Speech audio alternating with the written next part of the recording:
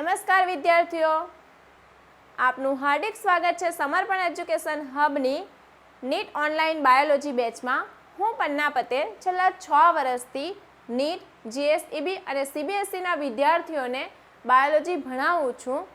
ઘણા વિદ્યાર્થીઓને biology difficult લાગે છે, પરંતુ જો વિદ્યાર્થીઓ આપણે આ જે બાયોલોજી સબ્જેક્ટને સાચી રીતે ભણીએ, એના દરેક કન્સેપ્ટને સમજીએ તો બાયોલોજી પણ સ્કોરિંગ સબ્જેક્ટ બની શકે છે. મારો મેઇન ફોકસ જે છે એ માત્ર બાયોલોજીને યાદ રાખવાનો નથી, પણ બાયોલોજીને ખૂબ સરસ રીતે એટલે કે દરેક ટોપિકને ક્લિયર કટ સમજીને નીટની એક્ઝામમાં શ્રેષ્ઠ સ્કોર મેળવવાનો છે. આ બેચની અંદર આપણે દરેક ટોપિકને ડિટેલમાં જોવાના છે, એનસીઈઆરટીની લાઇન બાય લાઇન પર કવર કરવાના છે, એમસીક્યુ પ્રેક્ટિસ પણ કરવાના છે, ડાયાગ્રામ પર કરવાના છે, પીવાયક્યુ પણ સોલ્વ કરવાના છે. અને સૌથી મહત્ત્વની વાત, આ બેચના જે દરેક લેક્ચર છે એના રેકોર્ડેડ લેક્ચર પર તમને અવેલેબલ છે અને પીડીએફ પણ અવેલેબલ છે. પરંતુ એના માટે તમારે સમર્પણ એજ્યુકેશન હબ એપને ડાઉનલોડ કરવાની છે, એમાં એનરોલ કરવાનું છે.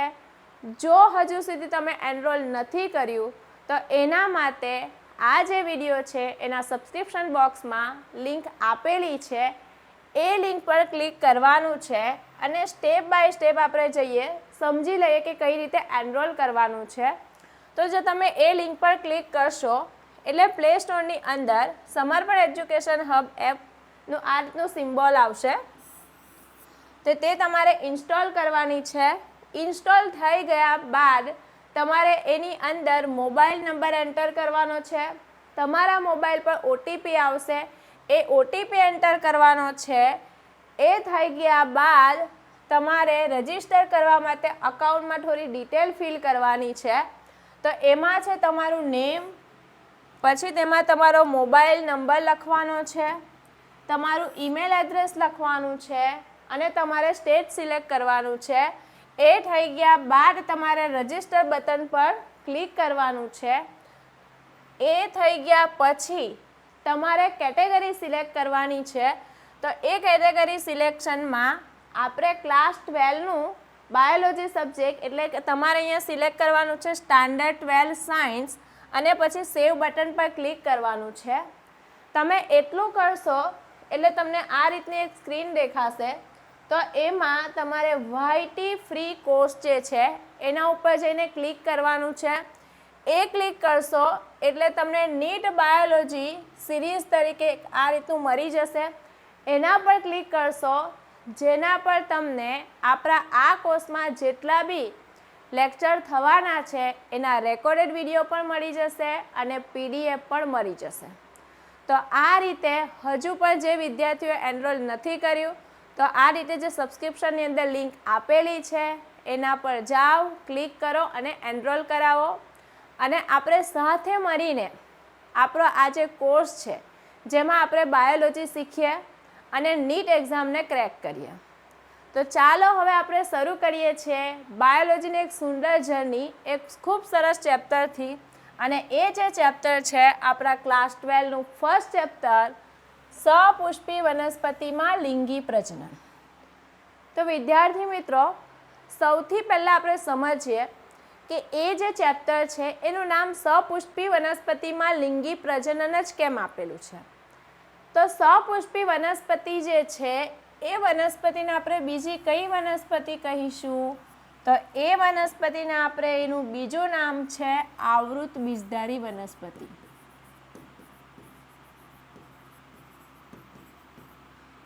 આવૃત બીજધારી વનસ્પતિ આપણે વનસ્પતિ સૃષ્ટિ 11માં શીખી ગયા હતા, જેમાં વનસ્પતિ જેટલી બી છે એને 5 વર્ગમાં વર્ગીકૃત કરેલી છે.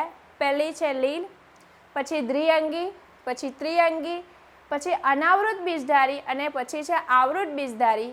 તો આ જે સપુષ્પી વનસ્પતિ જેને આપણે કહીશું આવૃત બીજધારી વનસ્પતિ, એ વનસ્પતિને આપણે આવૃત બીજધારી વનસ્પતિ જ કેમ કીધું હતું તો એની પર આપણે વાત કરીએ. તો જો લીલ છે એ લીલ એવી વનસ્પતિ હતી કે જેમાં મૂળ પ્રકાંડપર્ણ ન હતા. દ્વિઅંગીમાં મૂળ પ્રકાંડપર્ણ જેવી રચના હતી, સાચા ન હતા. ત્રિઅંગીની અંદર મૂળ પ્રકારને પર્ણની રચના હતી, વાહક પેશી હતી. અનાવૃત બીજધારીમાં મૂળ પ્રકાર પર્ણ હતા, બીજ પણ હતા પણ બીજ આવૃત ન હતા. અને સપુષ્પી વનસ્પતિ એટલે કે આવૃત બીજધારી વનસ્પતિ જે છે જેમાં મૂળ પણ છે, પ્રકાંડ પણ છે, પર્ણ પણ છે, પુષ્પ પણ છે, ફળ પણ છે અને આવૃત બીજ પણ છે. તો એટલા માટે એ જે વનસ્પતિ છે એને સપુષ્પી વનસ્પતિ અથવા આવૃત બીજધારી વનસ્પતિ કહીએ છીએ. હવે સમજીએ કે લિંગી પ્રજનન એટલે શું થશે. તો લિંગી પ્રજનન એટલે જેમાં બે પિતૃ ભાગ લેશે અને નરજન્યુ અને માદાજન્યુ જે છે એનું જોડાણ થાય. એ જોડાણ થાય જેને આપણે કહીશું ફલન. ફલનના અંતે શું બનશે? તો ફલનના અંતે બનશે ફલિતાંડ. ને એ ફલિતાંડમાંથી કોણ વિકાસ પામે? વનસ્પતિ. તો આ જે આપણું ચેપ્ટર છે સપુષ્પી વનસ્પતિમાં લિંગી પ્રજનન, એ ચેપ્ટરમાં એક આપણે ખૂબ સરસ મજાની જર્ની જોવાના છે. તો એ જર્ની શું છે? તો સૌથી પહેલાં તો આપણે એ જર્નીની અંદર જોવાના છે પૂર્વ ફલન ઘટનાઓ. એ પૂર્વ ફલન ઘટનાની અંદર આપણે શું શીખશું?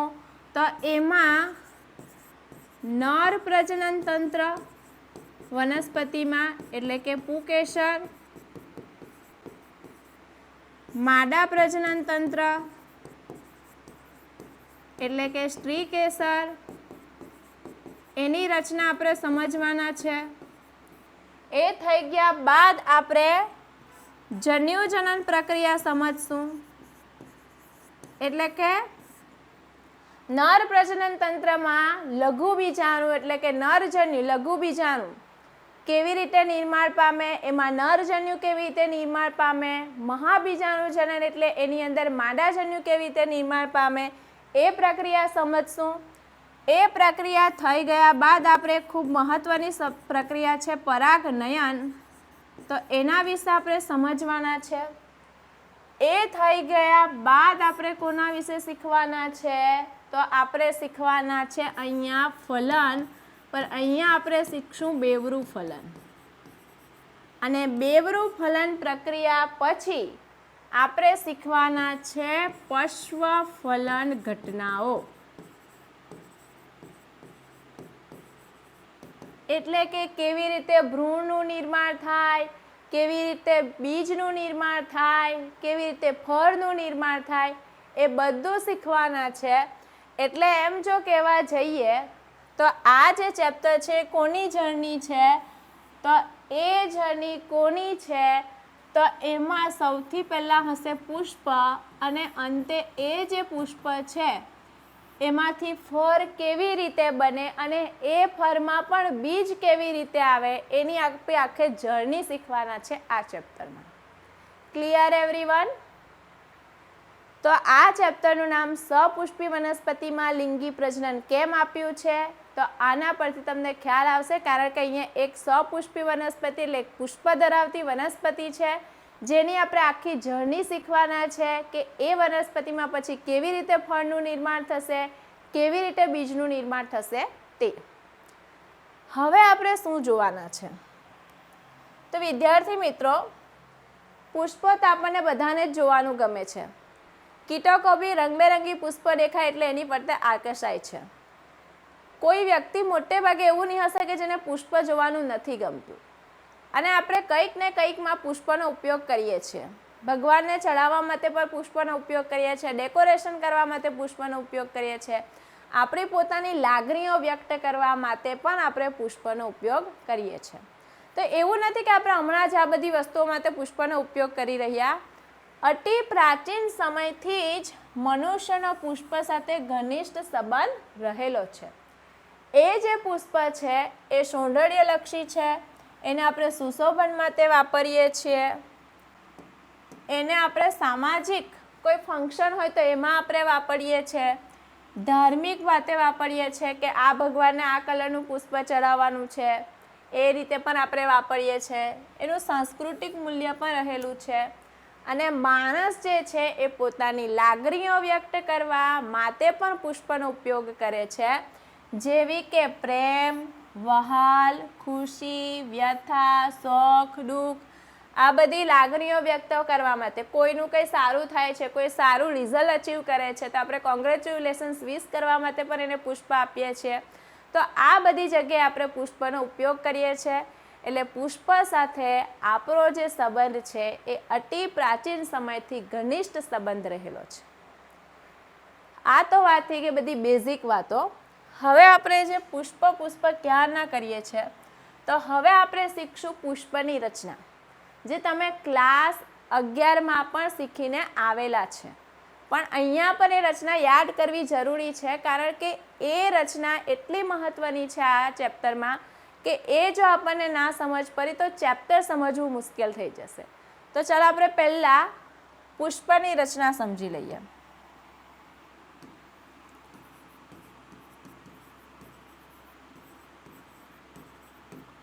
તો પુષ્પની રચનામાં ટોટલ 4 ચક્ર હોય છે. તો સૌથી પહેલાં પુષ્પમાં જે ચક્રનું નિર્માણ થાય એ છે વજ્ર ચક્ર. ક્યાં થશે તે જો. આ રીતે પુષ્પની અંદર એક રચના બને છે. આ જે દંડ જેવો ભાગ છે, તો એ દંડ જેવા ભાગને આપણે કહીશું પુષ્પદંડ.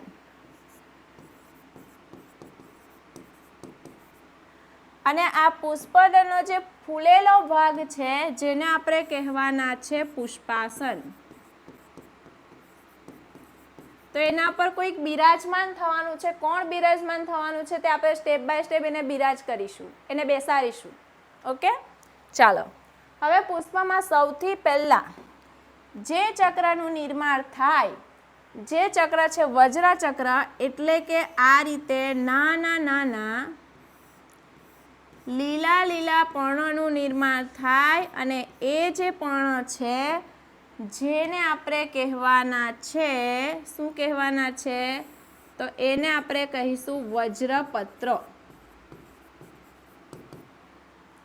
પછી એની અંદર જે રચનાનું નિર્માણ થાય કે જે તમને જોવાનું ખૂબ ગમે છે, તો એ જે રચના છે એટલે કે દલપત્ર. કઈ રચના છે? દલપત્ર છે. હું થોડો ડાર્ક કલર લઈ લઉં છું.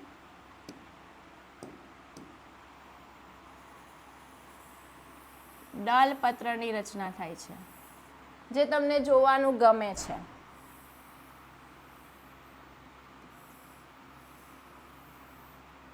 તો આ છે દલપત્ર.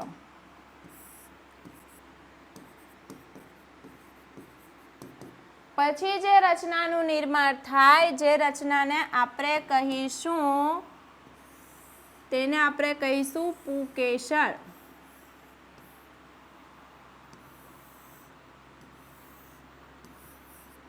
તો આ જે છે એ છે પુંકેસર.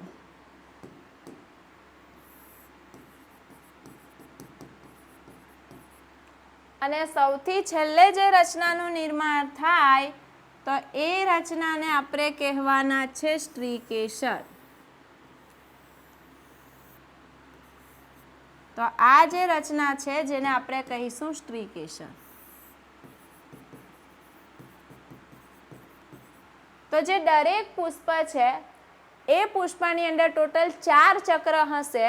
તો અહીંયા આપણે લખી દઈએ પુષ્પીય ચક્ર.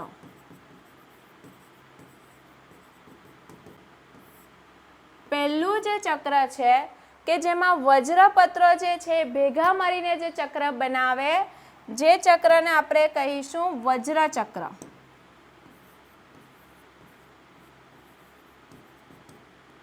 હવે આપણે દરેક ચક્રના કાર્ય પણ સમજતા જઈએ.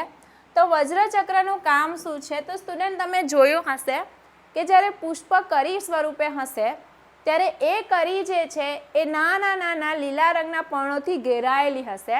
અને એ જ પર્ણો શું છે? વજ્રપત્ર છે. તો વજ્ર ચક્રનું કામ શું છે? એ જે છે એ પુષ્પનું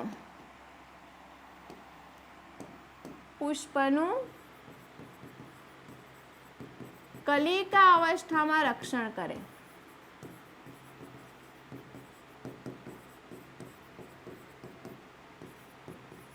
આ એનું પહેલું કામ છે. બીજું કાર્ય એનું શું છે? તો એ જે પુષ્પ છે તો એમાં જે એ દલપત્ર છે, વજ્રપત્ર જે છે, તો છોડ જ્યારે નાનો હોય ત્યારે એની પાસે કુમળાપણો છે. તો એ જેટલું પ્રકાશ સંશ્લેષણ કરીને ખોરાક બનાવવો જોઈએ એટલું બનાવી શકતું નથી. તો પુષ્પને જે આ બધા ભાગ જે વિકાસ પામે છે એને બી પોષણ જોઈએ છે. તો એ દરમિયાન શું થશે? આ જે વજ્રપત્ર છે એ લીલા રંગના છે, એની અંદર બી હરિતદ્રવ્ય છે, ક્લોરોફિલ છે. તો એ શું કરશે? પ્રકાશ સંશ્લેષણની ક્રિયા કરે. ક્યારે? જ્યારે છોડ કેવો છે? નાનો, ત્યારે કઈ પ્રક્રિયા કરે? પ્રકાશ સંશ્લેષણની પ્રક્રિયા કરશે અને ખોરાક પણ બનાવે. આ એનું બીજું કામ છે. હવે આપણે વાત કરીએ ત્રીજું ચક્ર, એટલે કે બીજું ચક્ર, જેને આપણે કહીશું દલ ચક્ર.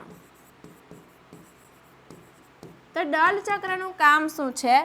તો વિદ્યાર્થીઓ, જ્યારે કોઈ તમને મસ્ત ડેકોરેશન કરેલું દેખાય તો તમને જોવાનું ગમે. તો પુષ્પને જે ડેકોરેટ કરે છે એ કોણ છે? દલપત્રો.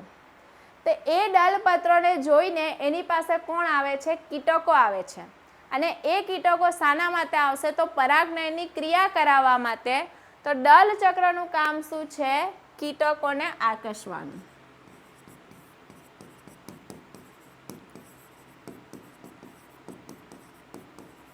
શાના માટે? તો પરાગનયન માટે. હવે વાત કરીએ પુંકેસર ચક્રની. તો પુંકેસર ચક્રનું કામ શું છે? જ્યારે પુંકેસર એકથી વધારે ભેગા થાય અને જે ચક્ર બને એને પુંકેસર કહેવાય. તો એ જે પુંકેસર ચક્ર છે તો એની અંદર પરાગરજનું નિર્માણ થવાનું છે. તો એનું કામ શું છે? પરાગરજનું નિર્માણ કરે. અને એ પરાગરજમાં શું છે? તો એની અંદર છે નરજન્યુ. તો અહીંયા આપણે કહી શકીએ કે આ જે પુંકેસર છે એ પુષ્પના નર પ્રજનન તંત્રનું પ્રતિનિધિત્વ કરે છે. કયા પ્રજનન તંત્રનું? નર તંત્રનું પ્રતિનિધિત્વ કરે. આ ખાસ યાદ રાખજો. હવે જે છે છેલ્લું ચક્ર એટલે કે સ્ત્રીકેસર ચક્ર, જેને હું અહીંયા લખીશ. ચોથું ચક્ર એટલે સ્ત્રીકેસર ચક્ર.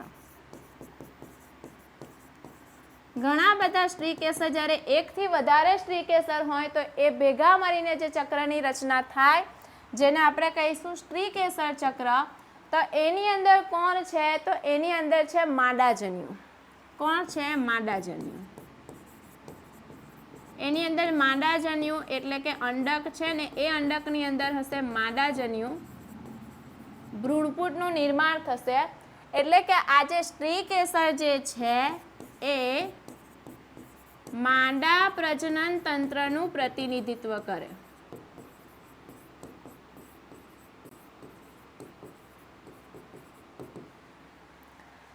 હવે અહીંયા આપણે દરેક જે 4 ચક્રો છે તે ચારે 4 ચક્રો જે છે એના કાર્યોને તો સમજી લીધા, પણ હજુ પણ કંઈક ખૂટે છે કે જે આપણે સમજવું જરૂરી છે. તો અહીંયા આપણે ચેપ્ટરનું નામ છે લિંગી પ્રજનન, એટલે કે એમાં નરજન્યુ અને માદાજન્યુનું જોડાણ થવાનું છે. અને એ જન્યુઓનું નિર્માણ કરવામાં જે ચક્ર ભાગ લેવાનું છે તે જે ચક્ર હશે એને આપણે એના ફળદ્રુપ અંગો કહીશું. તો અહીંયા આજે સ્ત્રીકેસર અને પુંકેસર, તો આ પણ જે છે શું છે? એનું ફળદ્રુપ અંગ છે. આ પણ શું છે? ફળદ્રુપ અંગ છે. કારણ કે એ પ્રજનનની ક્રિયા માટે જન્યુઓનું નિર્માણ કરવાના છે. બીજી વસ્તુ કે એ જે છે જો એ નહીં હોય તો જન્યુનું નિર્માણ નહીં થાય, પ્રજનન બી નહીં થાય અને નવી વનસ્પતિનું નિર્માણ બી નહીં થાય. એટલે એ બંને જે છે જેને આપણે આવશ્યક ચક્રો પણ કહીશું. આને પણ આપણે આવશ્યક ચક્ર પણ કહીશું. હવે આ બે ચક્ર તો છે આવશ્યક છે, ફળદ્રુપ છે, આપણે શીખી લીધું. વજ્રચક્ર અને દળ ચક્રનું કાર્ય પણ આપણે શીખી લીધું. પણ એનું પ્રજનનમાં શું ભાગ છે? તો એ ડાયરેક્ટ પ્રજનનમાં ભાગ લેતા નથી, કોઈ જન્યુનું નિર્માણ કરતા નથી, પણ એ શું કરશે? તો દળ ચક્ર જે છે એ કેવું છે, રંગબેરંગી દળપત્રો ધરાવે છે. તો એ કીટકોને આકર્ષે એટલે પરાગનયનની ક્રિયા કરાવશે. એનાથી નરજન્યુ અને માદાજન્યુ બંને ભેગા થશે. વજ્રચક્ર પુષ્પનું પુષ્પીય કલિકામાં રક્ષણ કરશે. તો એ બંને અંગ છે કેવા છે? એ કેવા છે? તો સહાયક અંગો છે. આ પણ કેવું છે? સહાયક અંગો છે. તો આટલી વસ્તુ આપણે પુષ્પની રચનાની અંદર યાદ રાખવાનું છે. સમજ પડી ગઈ? ટોટલ 4 ચક્ર છે અને દરેક ચક્રનું આ રીતનું કાર્ય છે. નોટ ડાઉન કરી લેજો.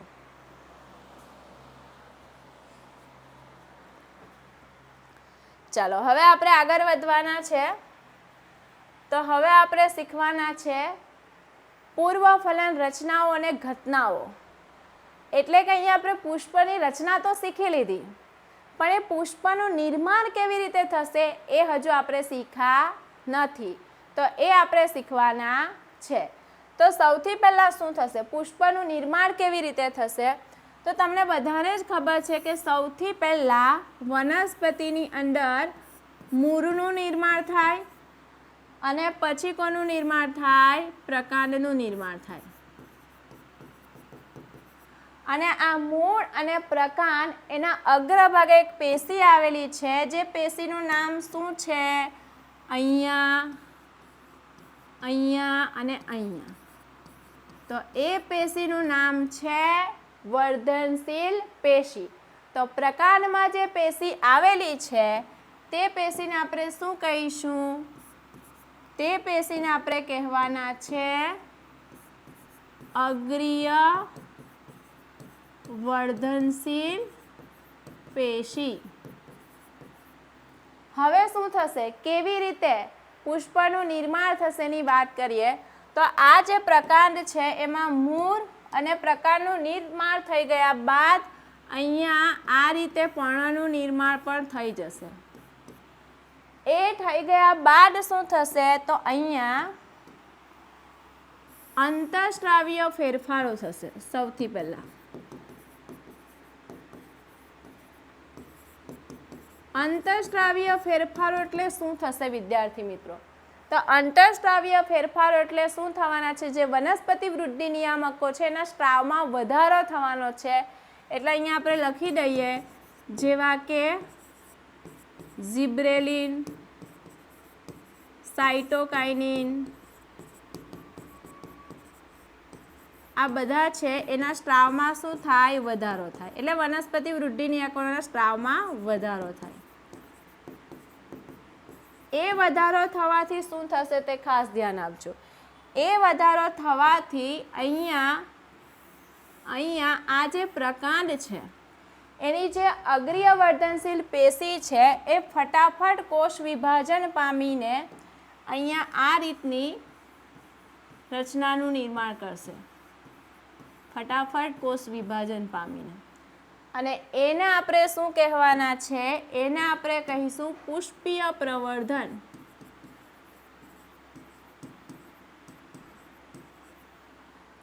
એ થઈ ગયા બાદ શું થશે? તો એ થઈ ગયા બાદ હવે અહીં થવાના છે રચનાત્મક ફેરફાર.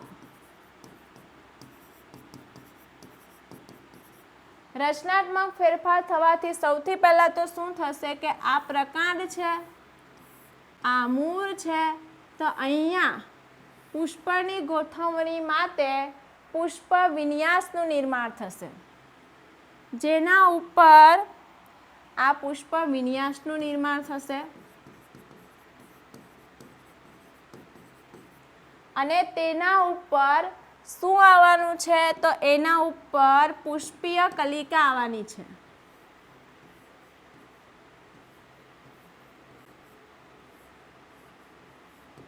આવી નાની નાની પુષ્પીય કલિકાનું નિર્માણ થવાનું છે. તો એ પણ આપણે લખી દઈએ. આ છે પુષ્પીય કલિકા.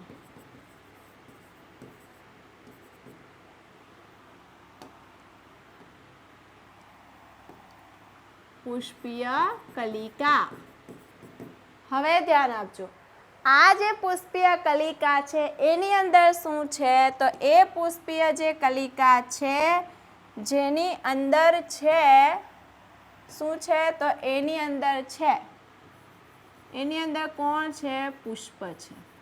આપણે એને થોડું કલરફુલ બતાવીએ એટલે તમને ખ્યાલ આવે.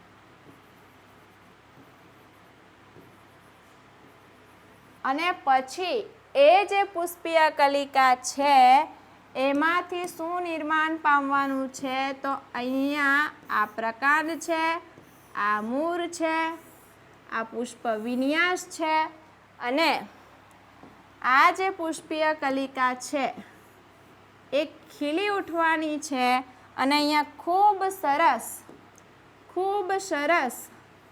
શું બનવાનું છે? તો અહીંયા ખૂબ સરસ એક પુષ્પનું નિર્માણ થવાનું છે.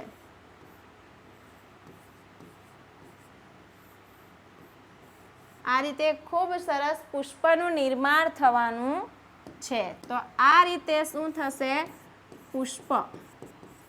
તો વિદ્યાર્થી મિત્રો, એનસીઈઆરટીમાં આખી સિક્વન્સ આપી છે તો યાદ રાખવું જરૂરી છે કે પુષ્પનું નિર્માણ કેવી રીતે થશે. તો સૌથી પહેલાં અંતઃસ્ત્રાવીય ફેરફારો થશે. ક્યાં? અગ્રીય વર્ધનશીલ પેશીમાં. અને કોનું નિર્માણ થાય? તો પુષ્પીય પ્રવર્ધનનું નિર્માણ થાય, પછી પુષ્પ વિન્યાસનું નિર્માણ થાય, પછી પુષ્પ કલિકા આવશે અને પછી પુષ્પનું નિર્માણ થશે. તો અહીંયા આપણે ક્રમ પર લખી નાખીએ. પ્રકાંડ જે છે એની અગ્ર વર્ધનશીલ પેશી એમાં ફેરફારો થાય તો શું બન્યું? પુષ્પીય પ્રવર્ધન. એમાંથી શું બન્યું? તો એમાંથી બન્યો પુષ્પ વિન્યાસ. એ પુષ્પ વિન્યાસ શું ધરાવે? પુષ્પ કલિકા. અને છેલ્લે એ પુષ્પ કલિકામાંથી કોનું નિર્માણ થાય? પુષ્પનું નિર્માણ થાય. તો આ જે એક ચોક્કસ ક્રમ છે તે યાદ રાખવો પડશે, કારણ કે નીટ એક્ઝામ એવી છે કે એનસીઈઆરટીની ગમે તે લાઇનમાંથી ક્વેશ્ચન આવે તો અહીંયાથી પણ ક્વેશ્ચન આવી શકે. તો આ લાઈન યાદ રાખવી જરૂરી છે. નોટ ડાઉન કરી લેજો.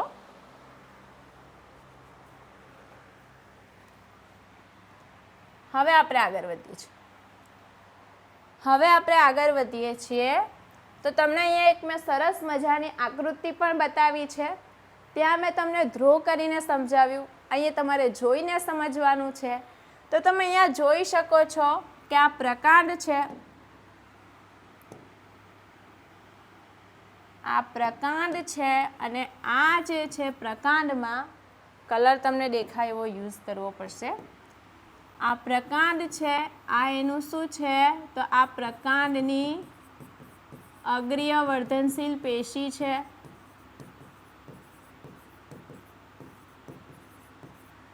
એમાંથી આ શું બની રહેલું છે?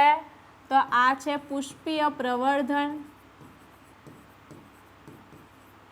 પછી આ છે પુષ્પ વિન્યાસ. પછી આ છે પુષ્પીય કલિકા ને એ કલિકામાંથી આ શું બન્યું છે? પુષ્પ. અહીંયા સંપૂર્ણ ખીલી ગયું છે. તો આ રીતે પુષ્પનું નિર્માણ થાય છે. અને આ પુષ્પની અંદર પુકેસર નર પ્રજનન તંત્રનું પ્રતિનિધિત્વ કરશે અને સ્ત્રી કેસર જે છે એ માદા પ્રજનન તંત્રનું પ્રતિનિધિત્વ કરે. તો આટલી વસ્તુ ઇમ્પોર્ટન્ટ છે. હવે આપણે સમજવાના છે પુકેસરની રચના શું છે, કેવી છે તે સમજીએ. તો સૌથી પહેલાં આપણે એક પુકેસર ડ્રો કરી લઈએ. તો અહીંયા પુકેસરની રચના કંઈક આવી છે.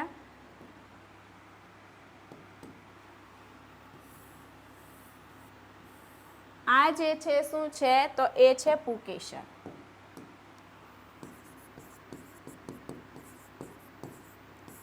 હવે દરેક જે પુકેસર છે તો એ જે પુકેસર છે એ બે ભાગનું બનેલું છે.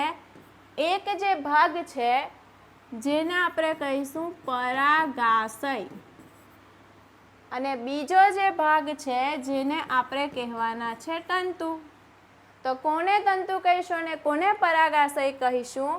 તો આ જે ભાગ છે જે અગ્રભાગે આવેલો છે જેને આપણે કહીશું પરાગાશય, અને આ લાંબો પાતળો દંડ જેવો ભાગ છે જેને કહીશું તંતુ. તંતુ પરાગાશય સાથે જે ભાગે જોડાય તેને આપણે કહીશું યોજી.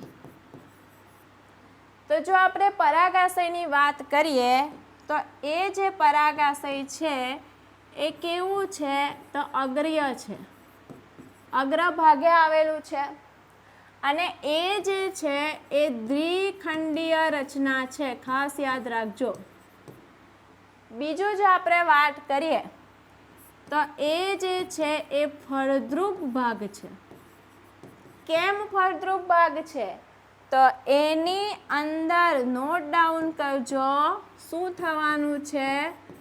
પરાગરજનું નિર્માણ થવાનું છે, અને એ પરાગરજની અંદર કોણ છે?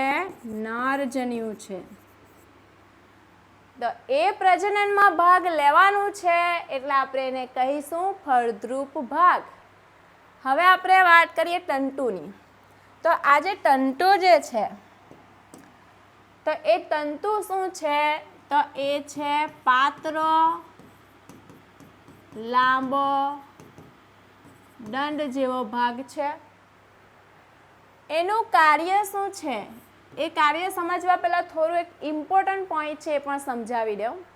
તો તમે અહીંયા જોઈ શકો છો કે આ જે છે એ તંતુનો દૂરસ્થ ભાગ છે. તો એનો જે દૂરસ્થ ભાગ છે એ દૂરસ્થ ભાગ કોની સાથે જોડાયેલો છે? તો એ જે દૂરસ્થ ભાગ છે એ પરાગાશય સાથે જોડાય.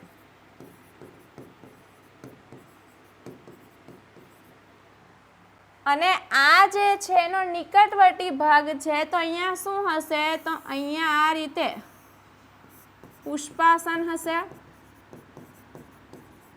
અને અહીંયાથી દલપત્રો પણ હોઈ શકે. તો આ જેનો નિકટવર્તી જે છેડો છે તો એ તંતુનો નિકટવર્તી છેડો એનો દૂરસ્થ છેડો, એનો દૂરસ્થ ભાગ પરાગાશય સાથે જોડાયેલો છે, અને એનો જે નિકટવર્તી જે છેડો છે એ પુષ્પાસન અથવા કોની સાથે? દલપત્રો સાથે જોડાય. નીટની એક્ઝામમાં પૂછાયેલો સવાલ છે કઈ? તો નીટ 2016માં આ સવાલ આવેલો છે કે તંતુનો દૂરસ્થ છેડો કોની સાથે જોડાયેલો છે અને નિકટવર્તી છેડો કોની સાથે જોડાયેલો છે તે. આ તો વાત થઈ કે તંતુની, પણ તંતુનું કાર્ય શું છે? એનસીઈઆરટીમાં નથી આપ્યું, પણ એ કાર્ય આપણને તો ખબર હોવું જોઈએ. તો આ જે તંતુ છે એ પહેલાં તો શું કરે છે? તો એનું કાર્ય પણ આપણે લખીએ. પરાગાશય જે છે એ પરાગાશયમાં પરાગરજ બનવાની છે. તો એ પરાગાશયને ચોક્કસ સ્થિતિમાં રાખે, ચોક્કસ સ્થિતિમાં રાખે, જેથી કરીને શું થાય? પરાગાશયનું સ્ફોટન થાય અને પરાગરજ મુક્ત થાય, એવી એને પોઝિશનમાં રાખશે. આ એનું પહેલું કાર્ય. એનું બીજું કાર્ય શું છે? તો એની અંદર આવેલી છે વાહક પેશી કે જે પરાગાશયને પોષણ અને પાણી પૂરું પાડશે. તો એની અંદર શું છે? વાહક પેશી છે. એ શું કરશે? તો પરાગાશયને પાણી અને પોષણ પૂરું પાડે.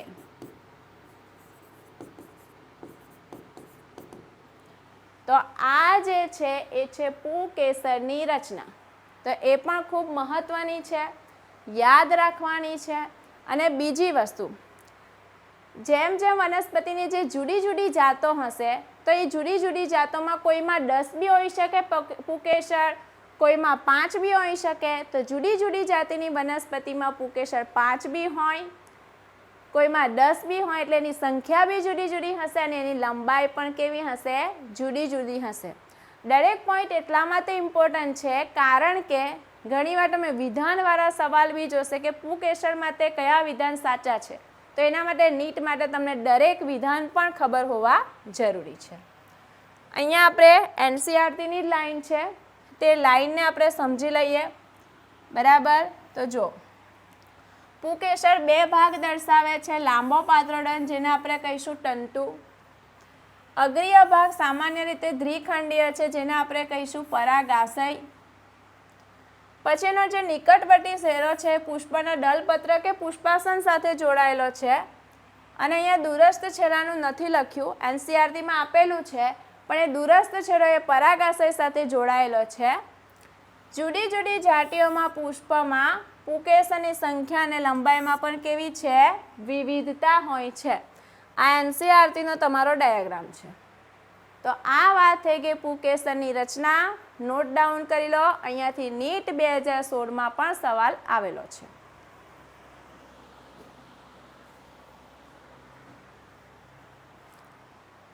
હવે વિદ્યાર્થી મિત્રો આપણે આગળ વધીએ છીએ. હવે આપણે પુંકેસરની રચનાનો એક ભાગ એટલે કે પરાગાશય તેની રચના શીખવાના છે. તો સૌથી પહેલાં આપણે શીખીએ પરાગાશયની રચના. થોડી થિયરી પણ લખતા જવાનું છે અને થોડી રચના પણ શીખતા જવાનું છે. તો આ જે પરાગાશય જે છે એ પરાગાશય કેવું છે? તો એ જે છે એ દ્વિખંડીય રચના છે. કેવી રચના છે? દ્વિખંડીય રચના છે. એટલે શું છે તે જો સમજો કે આ રીતે પુંકેસર છે. એ પુંકેસરનો હું અનુપ્રસ્થ છેદ લઉં છું, પરાગાશયનો હું અનુપ્રસ્થ છેદ લઉં છું. તો અનુપ્રસ્થ છેદને આપણે જ્યારે જોઈએ તો એમાં પરાગાશયની રચના તમને ખૂબ સ્પષ્ટ દેખાય છે. તો એમાં આપણને કેવી રચના દેખાય છે અનુપ્રસ્થ છેદમાં? તો એવી દેખાય છે કે પરાગાશય એ દ્વિખંડીય રચના છે. એટલે કેવી છે તે જો. તો એમાં પરાગાશય જે છે એ દ્વિખંડીય રચના ધરાવે છે. થોડી આકૃતિને વ્યવસ્થિત ડ્રો કરીએ. કેવી રચના છે? દ્વિખંડીય. તમે જોઈ શકો છો આ એક ખંડ અને આ એક ખંડ. તો એ પરાગાશય છે કેવી છે? દ્વિખંડીય રચના છે. હજુ હું થોડી સ્પષ્ટ રીતે ડ્રો કરી રહ્યો છું.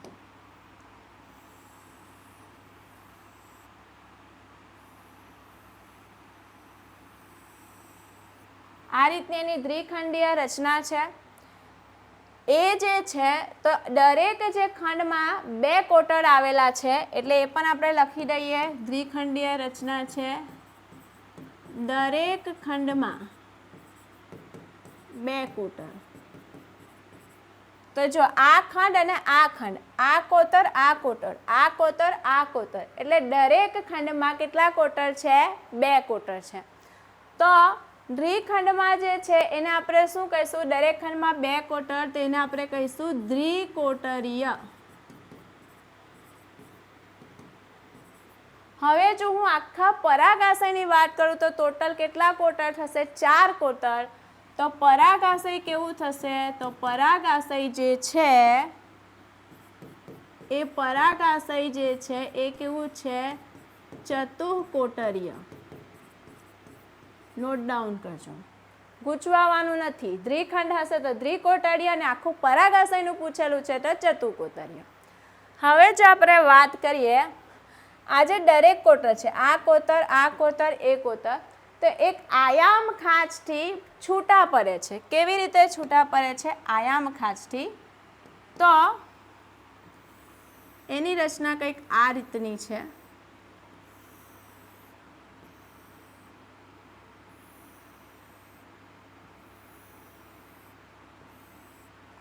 તો અહીંયા એક આયામ ખાંચ પડે છે. 1 મિનિટ પ્રોપર ડ્રો કરીએ આપણે.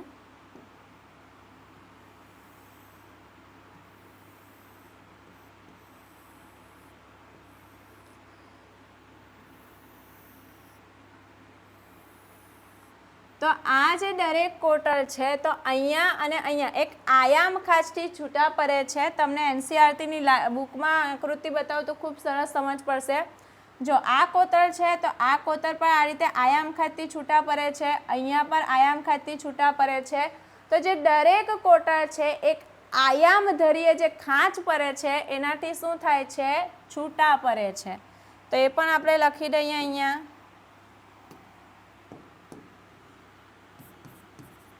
દરેક કોટર આયામ ધરીએ ખાંચથી છૂટા પડે છે.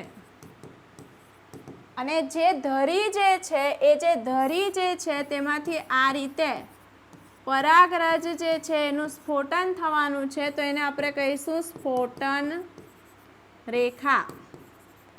એ પણ યાદ રાખશું. પછી જો આપણે વાત કરીએ તો આ જે પરાગાશય છે તો એ પરાગાશયના દરેક ખંડમાં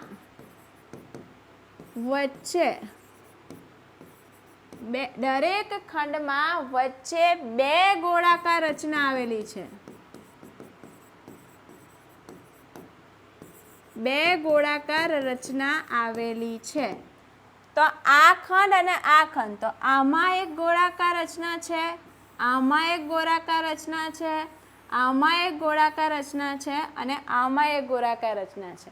અને એ ગોળાકાર રચનાને આપણે શું કહીશું? તો એને કહીશું લઘુ બીજાણુધાની. નોટ ડાઉન કરજો. તો આ જે ગોળાકાર રચના છે જેને આપણે શું કહીશું? લઘુ બીજાણુધાની. નોટ ડાઉન કરી લેજો વિદ્યાર્થી મિત્રો. આ હવે તમે જો ચારે ચાર જે ખૂણા છે, કોટર છે, એ બધે જ લઘુ બીજાણુધાની છે. તો આપણે આખું જે પરાગાશય છે એની જો વાત કરીએ તો એમાં લઘુ બીજાણુધાની છે એ કેવી છે? ચતુષ્કોણીય છે. કેવી છે? ચતુષ્કોણીય છે. હવે જો આપણે આગળ વાત કરીએ તો આ જે લઘુ બીજાણુધાની જે છે એની અંદર આ રીતે પરાગરજનું નિર્માણ થવાનું છે. અહીંયા પરાગરજનું નિર્માણ થવાનું છે. અહીંયા કોનું નિર્માણ થશે? પરાગરજનું. કેવી રીતે થશે ડિટેલમાં આગળ જોવાના છે. પણ લઘુ બીજાણુધાની જે છે એ આગળ જતા કોની અંદર ફેરવાશે? પરાગ કોથળીમાં. અને એ પરાગ કોથળીમાં શું હશે? પરાગરજથી ભરેલી છે.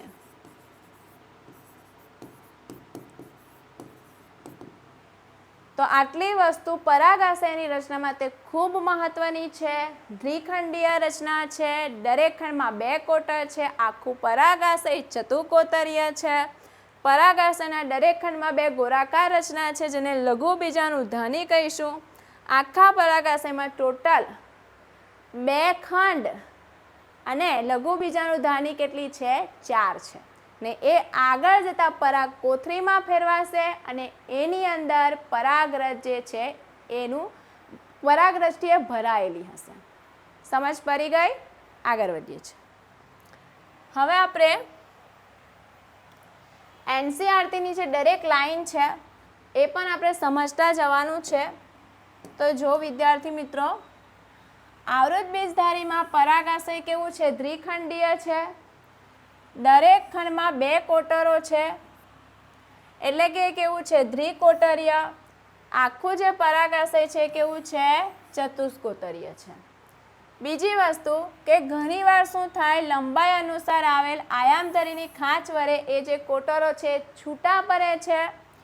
હવે જો આપણે એનો અનુપ્રસ્થ છેદ લઈશું તો એ અનુપ્રસ્થ છેદમાં પરાગાશયની રચના આપણને ખૂબ જ સ્પષ્ટ દેખાય છે.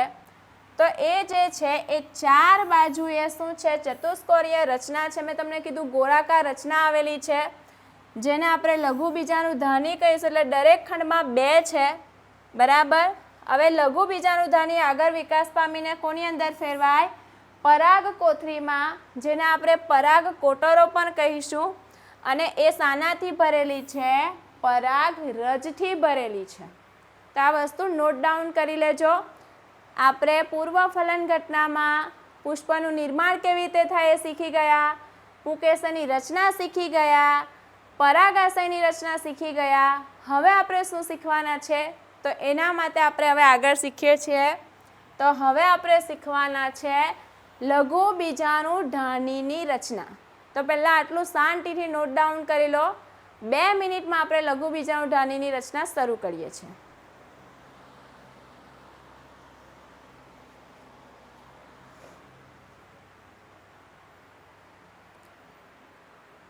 ચાલો, લઘુબીજાણુ ધાનીની રચના આપણે શીખવાના છે. તો સૌથી પહેલાં આપણે અહીંયા પણ ફટાફટ પહેલો જ ડાયાગ્રામ ડ્રો કરી લઈએ, તો આપણને સમજવામાં મજા આવશે.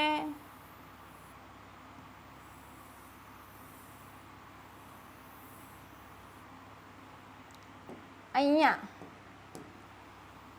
આ છે લઘુબીજાણુ ધાની, આ છે લઘુબીજાણુ ધાની, આ છે લઘુબીજાણુ ધાની છે. તો એ જે દરેક લઘુબીજાણુ ધાની જે છે, તો એ શાની બનેલી છે એની પહેલાં તો વાત કરીએ.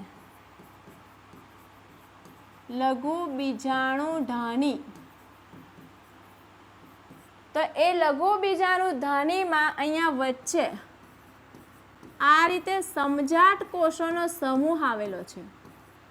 સમજાટ કોષોનો સમૂહ આવેલો છે. અને એ જે સમજાટ કોષોનો સમૂહ જે છે, જેને આપણે શું કહેવાના છે, તો એને આપણે કહીશું બીજાણુજનક પેશી.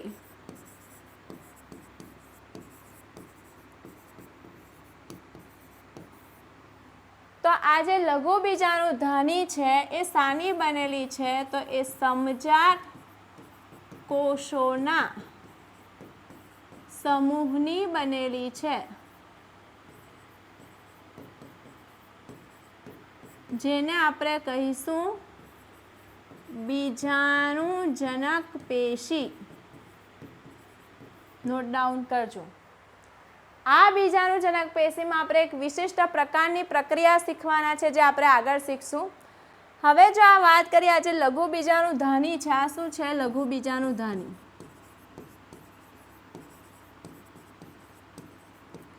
એ ટોટલ 4 સ્તરથી આવરિત છે.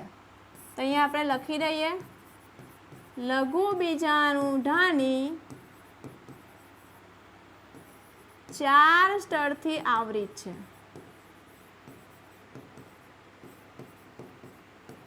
એની જે બાહ્ય સપાટી એ કેવી છે, ગોળાકાર છે. પણ એ લઘુબીજાણુ ધાની છે 4 સ્તરથી આવરિત છે. સૌથી પહેલું જે સ્તર છે, અહીંયા આ સ્તર છે, એ સૌથી પહેલું જે સ્તર છે, જેને આપણે કહીશું અધિસ્તર. એના પછીનું જે સ્તર છે, તો એના પછીના સ્તરને આપણે કહેવાના છે આ સ્તર.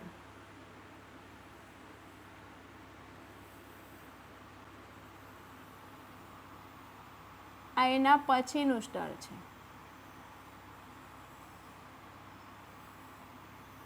તો આ એના પછીનું જે સ્તર છે, એ સ્તર જે છે, જેને આપણે કહીશું કયું સ્તર, એને આપણે કહેવાના છે,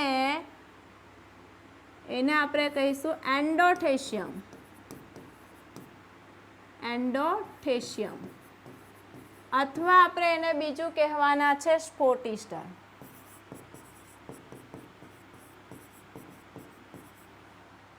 તો પહેલું સ્તર કયું છે, નંબર કરી દઈએ. પહેલું અધિસ્તર, બીજું છે સ્ફોટી સ્તર, એને તંતુમય સ્તર પણ કહીશું. એના પછીનું જે સ્તર જે છે, એ સ્તરને આપણે કહેવાના છે મધ્ય સ્તર.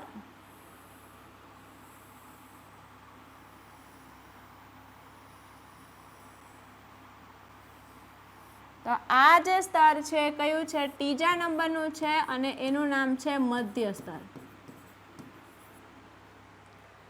એના પછી કે જે બીજાણુજનક પેશીને સંપૂર્ણ રીતે આવરિત કરે છે એ જે સ્તર છે એ આખી આ રીતે બીજાણુજનક પેશીને આ રીતે સંપૂર્ણ રીતે આવરિત કરે છે.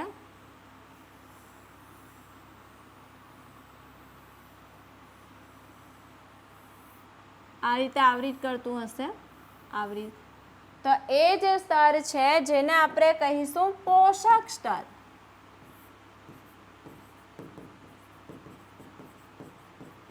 એ છે ચોથા નંબરનું સ્તર. તો લઘુ બીજાણુધની જે છે એ આ રીતે ટોટલ 4 સ્તરથી આવરિત છે. અહીંયા આપણે દરેક સ્તરને લખતા જઈએ અને એનું કાર્ય સમજતા જઈએ. તો પહેલું સ્તર એટલે કે અધિસ્તર. અધિસ્તરનું કામ શું છે? તો સૌથી પહેલા આ જે અધિસ્તર છે એ એક સ્તરીય છે. એક સ્તરીય કોષો છે.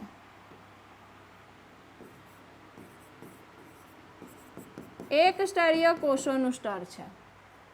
બીજી વસ્તુ એ અધિસ્તરનું કાર્ય સમજીએ. તો એનું કાર્ય છે રક્ષણાત્મક કાર્ય. કોનું રક્ષણ કરશે?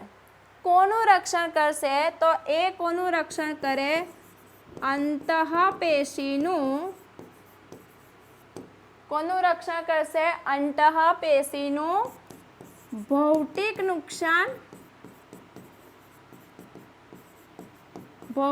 નુકસાન અને ભેજ ગુમાવવા સામે.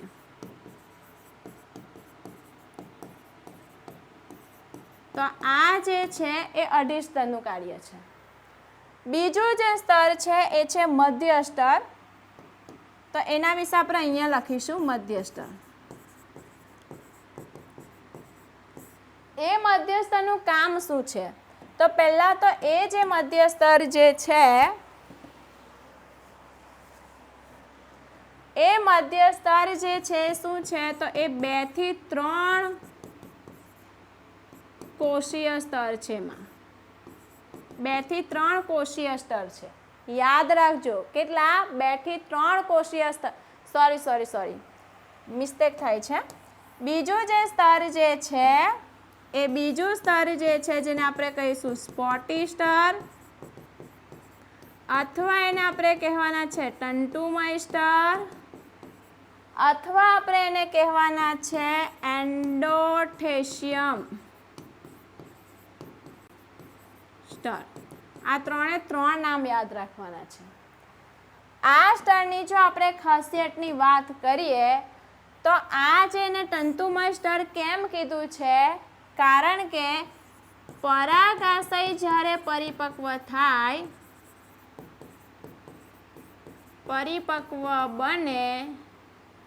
પરાગાશય જ્યારે પરિપક્વ બને ત્યારે સેલ્યુલોઝનું સ્થૂલન થાય.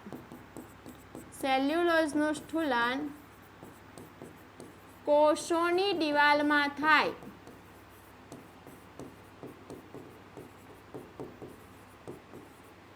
કોષોની દિવાલમાં થાય અને એ શું કરશે?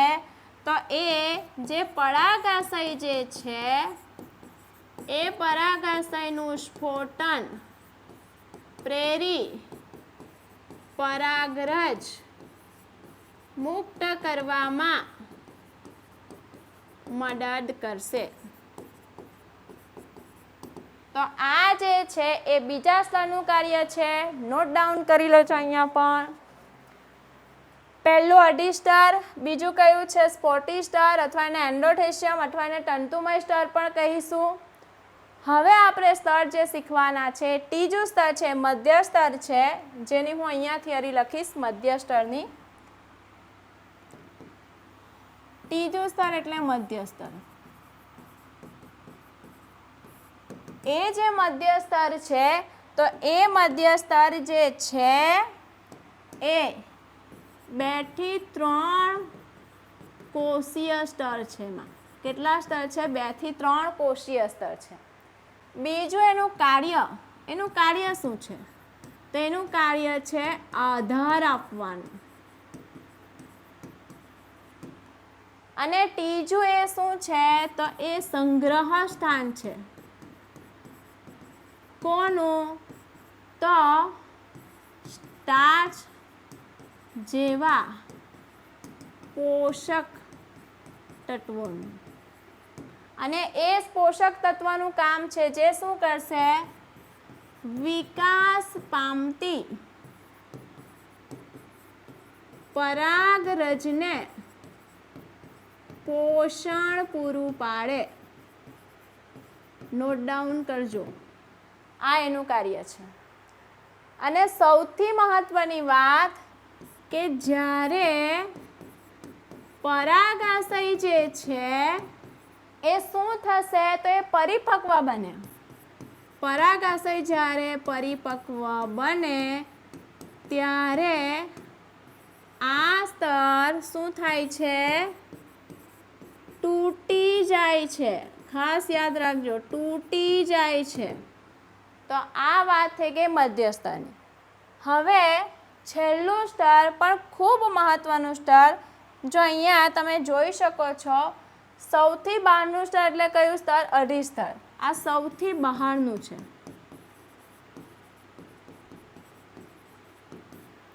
હવે જો આપણે વાત કરીએ તો સૌથી અંદરનું સ્તર એટલે કયું? પોષક સ્તર. તો અહીંયા આપણે પોષક સ્તરની પણ માહિતી લઈ લઈએ. ચોથા નંબરનું સ્તર છે પોષક સ્તર. શું છે? તો સૌથી અંદરનું.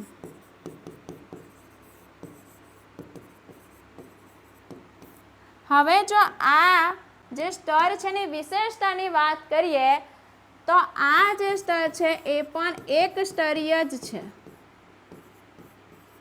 બીજું, એની પાસે ઘટ કોષરસ છે. એના જે કોષો છે એમાં ઘટ કોષરસ છે. ત્રીજી વસ્તુ મહત્વની, એ ક્યારેક એ શું હશે? દ્વિકોષ કેન્દ્રીય. તો ક્યારેક એ શું હશે? બહુકોષ કેન્દ્રીય. આવું કેમ છે? એમાં પોલિપ્લોઇડી કેમ સર્જાય છે? તો ઘણીવાર શું થાય કે આનું જે કોષ કેન્દ્ર છે એ કેવું છે? તો એ વિકસિત છે, સંપૂર્ણ વિકસિત છે.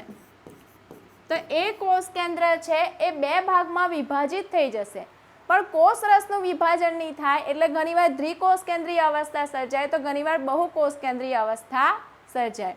બીજું એ શું કરે છે? તો જે બીજાણુજનક પેશી છે, બીજાણુજનક પેશીને સંપૂર્ણ રીતે આવરે.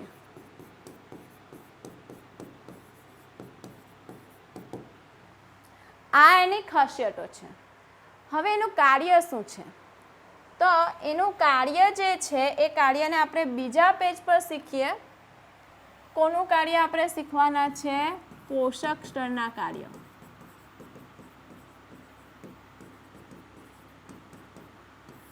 તો પહેલું કાર્ય શું છે? તો એ વિકાસ પામતી પરાગરજને પોષણ પૂરું પાડે. નોટ ડાઉન કરજો, નીટની એક્ઝામમાં પૂછાયેલો સવાલ છે. પોષણ પૂરું પાડે છે. આ એનું મોસ્ટ ઇમ્પોર્ટન્ટ કામ છે. બીજું કામ જો હું વાત કરું તો એ શું છે? પરાગરજની દિવાલ બનાવતા પદાર્થોનું સંશ્લેષણ કરે. એટલે શું કરશે તે ખાસ ધ્યાન આપજો. એ જે છે એક ઉબીશકણો, એ ઉબીશકણોનું નિર્માણ કરે અને આ જે કણો છે એ સ્પોરોપોલેનિનથી ભરાય. ને આ સ્પોરોપોલેનિન શું કરશે? પરાગરજનું બાહ્ય આવરણ બનાવે. પરાગરજનું બાહ્ય આવરણ બનાવે. વેરી ઇમ્પોર્ટન્ટ છે, નોટ ડાઉન કરજો. ત્રીજું કાર્ય છે, આ જે સ્તર છે એ ઉત્સેચકોનું પણ સ્ત્રાવ કરે. અને ચોથું જે કાર્ય છે એ પરાગકીટનું નિર્માણ કરે. પરાગકીટનું નિર્માણ કરે એટલે શું કરશે? એ ઓઇલી સ્તર બનાવશે કે જેમાં પરાગરજ ચોંટી શકે. તો એટલા માટે કહેવાય છે કે એ પરાગકીટનું નિર્માણ કરે. તો આટલા જે છે પોષક સ્તરના મુખ્ય કાર્યો છે જે તમારે નોટ ડાઉન કરવાના છે. ઘણા બધા એવા છે જે એનસીઈઆરટીમાં નથી આપેલા પણ નીટમાં પૂછાઈ શકે છે, તો એ નોટ ડાઉન કરવાનું છે. હવે જો આ ચારે ચાર જે સ્તર છે, આ ચારે ચાર જે સ્તર છે એમાંથી પહેલા 3 સ્તર છે એનું મુખ્ય કાર્ય શું છે? એનું મુખ્ય કાર્ય રક્ષણ કરવાનું છે. તો એ બી યાદ રાખી લઈએ આપણે કયા કયા જે છે. 1 મિનિટ. તો જો અઢી સ્તર, પછી સ્પોટી સ્તર અને મધ્ય સ્તર, આ ત્રણે ત્રણનું મુખ્ય કાર્ય શું છે? રક્ષણ કરવાનું. એટલે રક્ષણાત્મક કાર્ય છે. અને પોષક સ્તરનું કામ છે પોષણ પૂરું પાડવાનું. તો આટલી મેઇન વસ્તુ છે, ખાસ યાદ રાખજો. આ આપણે શું શીખ્યા? લઘુ બીજાણુ ધમનીની રચના. બરાબર. હવે આપણે એના રિલેટેડ અમુક એમસીક્યુ જે છે એ આપણે પહેલાં આપણે એનસીઈઆરટીની લાઈન કવર કરી લઈએ. તો જો આરાછેદમાં આપણે જો પરાગાશય જોઈએ તો બાહ્ય ગોળાકાર રચના જોવા મળે છે અને એ લઘુ બીજાણુ 4 દિવાલથી આવૃત છે. અઢી સ્તર, તંતુમય સ્તર, જેને આપણે સ્ટોટી સ્તર પણ કહીશું, મધ્ય સ્તર અને પોષક સ્તર. 3 સ્તરો કાર્યાત્મક રીતે રક્ષણ કરે છે. પરાગાશય જે છે એનું સ્ફોટન પ્રેરીને પરાગરજને મુક્ત કરવામાં મદદ કરે છે. સૌથી અંદરનું સ્તર એટલે પોષક સ્તર છે, તે વિકાસ પામતી પરાગરજને પોષણ પૂરું પાડે છે. પોષક સ્તરના કોષો ઘટ કોષરસ ધરાવે છે અને એક કરતાં વધારે કોષ કેન્દ્ર પણ ધરાવે છે. જ્યારે પરાગાશય પરિપક્વ થાય ત્યારે આ લઘુ બીજાણુ ધમનીની મધ્યમાં સમજાટ કોષોનો સમૂહ હોય એને શું કહીશું આપણે? બીજાણુજનક પેશી. મેં તમને શરૂઆતમાં શીખવી દીધું. તો આ છે લઘુ બીજાણુ ધમનીની રચનાની એનસીઈઆરટીની લાઈન છે. હવે એક બીજી મહત્વની, ઓકે 1 મિનિટ. આ જે આકૃતિ છે એ જો, આપણે એનસીઈઆરટીનો ડાયાગ્રામ છે.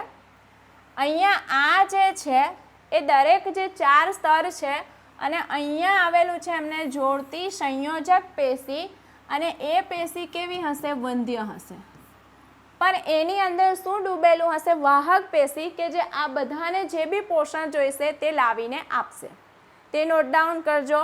જો અહીંયા સૌથી બહારનું સ્તર એટલે અધિ સ્તર, પછી સ્પોટી સ્તર, પછી મધ્ય સ્તર અને પછી પોષક સ્તર, અને છેલ્લે અહીંયા શું છે? બીજાણુજનક પેશી, જેમાં હું તમને કાલે શીખવીશ લઘુ બીજાણુ માતૃકોષ શું છે તે. અહીંયા આ જ આકૃતિ છે એમાં શું થયેલું છે? તો અહીંયા આપણે આગળ શીખવાના છે કે કેવી રીતે પરાગાશયનું સ્ફોટન થાય અને પરાગરજ મુક્ત થાય. બરાબર. તો આજે આપણે આટલું શીખવાના છે. થોડાક એને રિલેટેડ એમસીક્યુ છે તે આપણે એમસીક્યુ આજે સોલ્વ કરી લઈએ ફટાફટ. તો નીટ અને એઆઈએમટીની જે 2013માં એક્ઝામ થઈ હતી તેમાં એક એમસીક્યુ આવેલો છે કે લઘુ બીજાણુ ધમનીની દિવાલ કયા સ્તરોની બનેલી છે? ખૂબ સરસ રીતે તમને આવડી જવું જોઈએ. અઢી સ્તર, અંતઃસ્તર, પોષક સ્તર, અઢી સ્તર એન્ડોથેલિયમ, મધ્ય સ્તર, પોષક સ્તર, માત્ર અઢી સ્તર અને પોષક સ્તર, માત્ર એન્ડોથેલિયમ અને પોષક સ્તર. ફટાફટ આન્સર આપો. આમાં અંતઃસ્તર વચ્ચે આવી ગયો એટલે આ કેન્સલ થઈ જશે. આ જે છે સાચો આન્સર થઈ જશે કારણ કે અહીંયા એક સિક્વન્સમાં સ્તરો આપેલા છે. આ પણ ખોટું છે અને આ પણ ખોટું છે. બીજો એમસીક્યુ છે કે જે નીટ 2014માં આવેલો છે. અહીંયા તમને મેં અત્યારે જે એનસીઈઆરટીમાં શીખવી એ જ ડાયાગ્રામ છે અને એમાંથી આપણે સ્તર શોધવાના છે. ઓપ્શન એક એવું કહે છે કે પોષક સ્તર, મધ્ય સ્તર, સ્ફોટી સ્તર, અધિસ્તર. ઓપ્શન બી એવું કહે છે કે અધિસ્તર, સ્ફોટી સ્તર, મધ્ય સ્તર, પોષક સ્તર. ઓપ્શન સી એવું કહે છે કે અધિસ્તર, મધ્ય સ્તર, સ્ફોટી સ્તર, પોષક સ્તર. ઓપ્શન ડી એવું કહે છે કે અધિસ્તર, પોષક સ્તર, મધ્ય સ્તર, સ્ફોટી સ્તર. શું આન્સર આવશે આમાં? તો સૌથી પહેલું સ્તર એટલે કયું સ્તર છે? અધિસ્તર. પછી સ્ફોટી સ્તર, પછી મધ્ય સ્તર અને પછી છે પોષક સ્તર. તો અહીંયા કયા સિક્વન્સ મેચ થાય છે? આ તો નહીં આવશે. અધિસ્તર, સ્ફોટી સ્તર, મધ્ય સ્તર. ઓપ્શન બી સાચો આન્સર થઈ જશે. નીટનો PYQ છે. હવે અહીંયા જો કે એક આવૃત બીજધારીમાં સામાન્ય પરાગાશયમાં લઘુ બીજાણુધાનીની સંખ્યા અને ગોઠવણી કેવી હોય છે? મેં શરૂઆતમાં શીખવેલું. 2 દરેક ખંડમાં 1, 4 ચતુષ્કોતરીય ગોઠવણીમાં, 4 દરેક ખંડમાં 2, 8 દરેક ખંડમાં 4. ઓપ્શન 1 લઘુ બીજાણુધાની ટોટલ કેટલી હતી? 4 હતી ને ખંડ કેટલા હતા? 2. તો અહીંયા ઓપ્શન સી તમારો સાચો આન્સર થઈ જશે.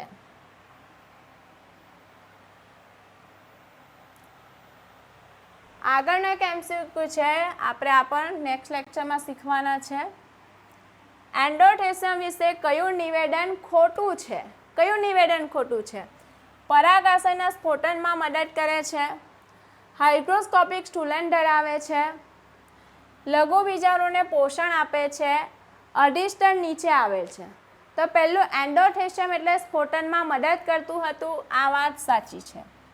હાઇગ્રોસ્કોપિક સ્થૂલન નથી ધરાવતું.